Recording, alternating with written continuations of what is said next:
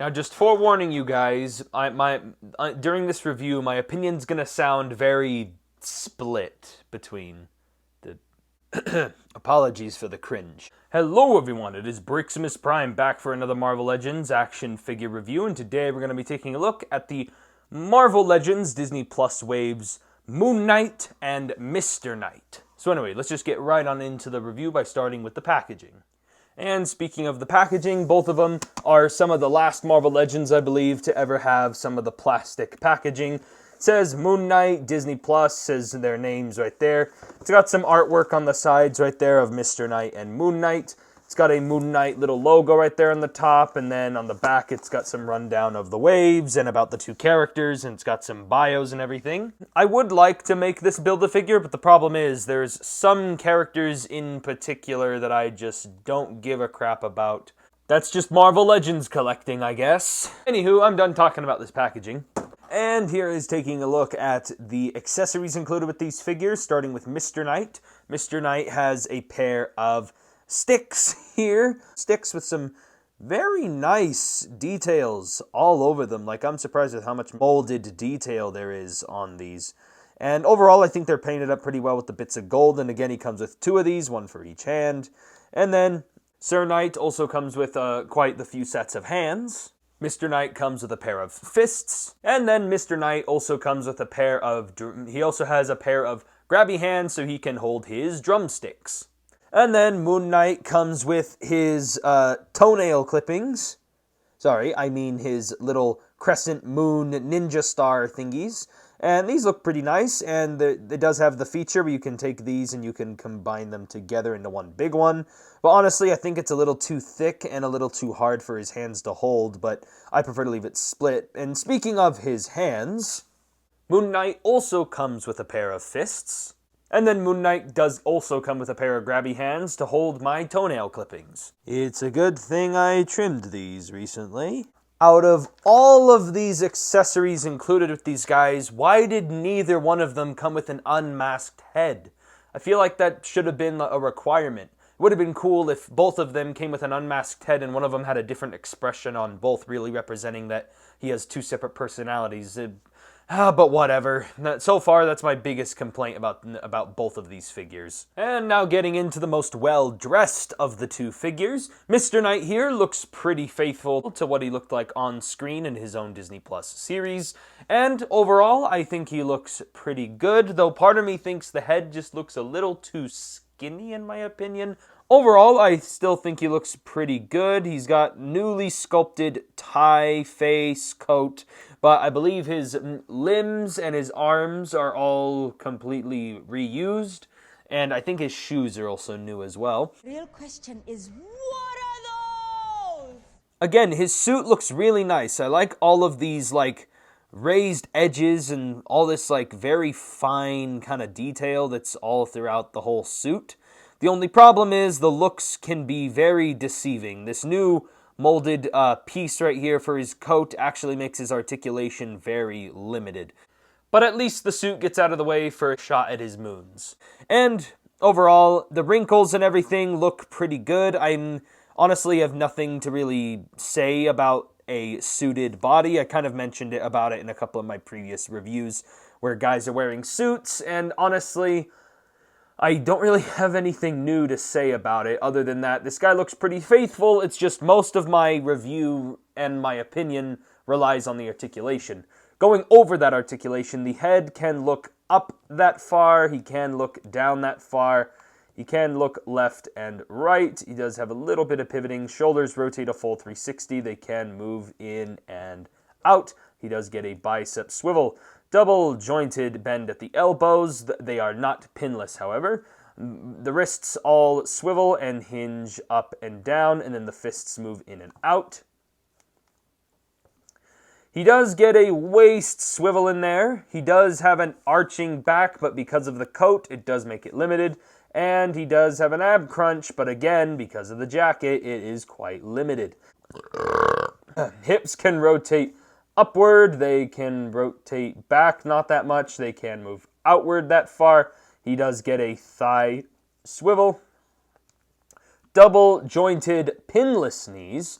And then at those nice shoes, he does get an ankle swivel. The ankles can move down, they can move up, and he also gets that nice ankle pivot, along with some nice peg holes at the bottom of the feet. So overall, pretty good articulation. Again, I don't really got much to say about the suit, but the articulation could have been improved quite a bit.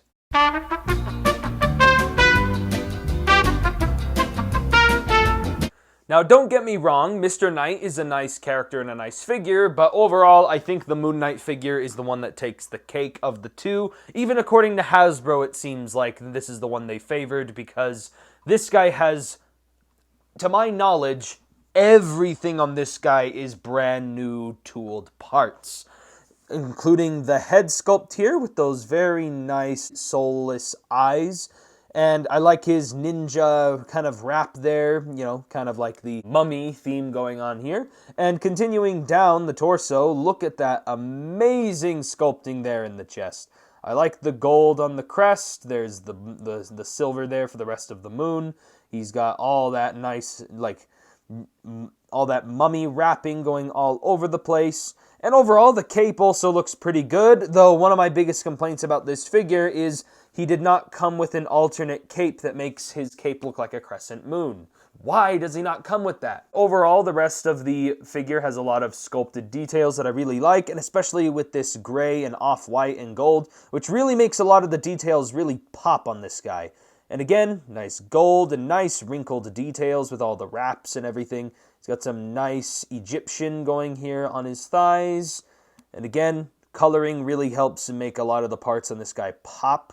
He also has peg holes on the bottom of his feet. Even on the back of the cape, there's still tons of nice sculpting to really take in. Going over Moonknight's articulation, he's got a ball joint at the head, which doesn't really allow for his head to look up all that far. He can look down. Swivel at the head, not really much for head pivoting or anything. Shoulders can rotate, no butterfly joints or anything. Shoulders can move outward that far. He does get a bicep swivel. Double jointed, really tight, double jointed, pinless elbows. Wrists can rotate and hinge up and down, and his fists hinge in and out. He does get a diaphragm joint, which allows for arching back, a little bit of crunch, waist swiveling, diaphragm pivot, all the works. His hips can rotate. They can't really kick back all that far. They can move outward that far. Thigh swivel, double jointed pinless knees. His ankles can move up, they can move down, and he does get ankle pivot and peg holes at the bottom of the feet. And the cape can move around. It's a pliable material, but overall, I still would have liked to have had an alternate cape to swap out with. So yeah, that is it for articulation on Moonknight. The more I think about it, Mr. Knight seems more like Moonknight's rapper name. Get it? Rapper, because it's a mummy wrapped in. No one watches me for my jokes, do they? Honestly, I wish Mr. Knight had some of the color separation that this guy has between the white and the grayish and the off-white colors, because since this guy is so bright and white, when the light hits him, he's really blinding me in my eyes. Why is it so bright? Will you please just stay standing for comparisons? My gosh. Oh, I'm still standing. And here are the two Moonknight figures compared next to the only other Moonknight related action figure I have, the comic book black and white version that was in that Vulture Build-A-Figure wave. And then here they are with the last Marvel Legends figure I took a look at, the Spider-Man Into the Spider-Verse, Spider-Man Noir, and Spider-Ham. Man, my opinions on these Marvel Legends just seem so night and day, black and white, you know? I am burdened with these jokes. See, the thing is, I like both of these figures. I think they're pretty good action figures, and I do feel like Hasbro did do a pretty good job representing them. My only problem is I feel like there is still some things that make Moonknight and Mr. Knight what they are, and there are some aspects missing. Like, for example, they're missing the necessary head sculpts where they have the unmasked head, because something that they focused, in my opinion, a little way too much on, but in the show they did put a lot of focus on is him is Moon Knight, Mr. Knight, and, you know, the mental problems of our main character, and the problem is there is no head sculpts to represent any of that. Then again, you probably could just steal one of those heads off of your Poe Dameron and stick him on here if that works. But point is, another accessory that I feel like that was necessary that Hasbro missed out on is they didn't give Moon Knight his Crescent Moon cape. And I just, again, and I also am a little bit annoyed that Mr. Knight could have used different parts in his torso in order to, you know, have better articulation, because it's not like it just makes him seem really stiff and not very action-packed. And he was pretty action-packed in the show, I'd say. Oh, you're a fake fan because of Moon Knight because you don't like these figures. Objection! See, I have read plenty of Moon Knight comics, and I am actually a fan of Moon Knight. One of my favorites being Black, White, and Blood. But the thing is, I feel like Moon Knight didn't really do well in the show. But this isn't a show review, so let's just stick with the figures. The Moon Knight figures are good, but they can be better. Overall, I give the Mr. Knight figure a very solid 6 out of 10, maybe a 7. And then the Moon Knight, I give a very solid 8 out of 10.